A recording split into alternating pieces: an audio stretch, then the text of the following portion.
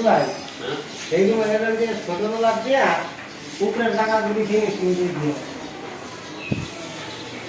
ছোট লাভ দিয়ে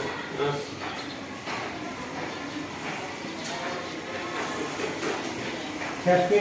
গিরিল দুটা মাইকে দিই একটা নোটে হ্যাঁ একটা ফিনিশিং দিয়ে দেবো একবারই ওকে হ্যাঁ আর তো কাম নেই হেঁটে করে ঘুমানো আবার কালাম বাইরে কাম করছি সেদিকে যেগুলো করে দেখা গেল আসার সময় সাথে কথা বলা এই হ্যাঁ তো কালকে করবো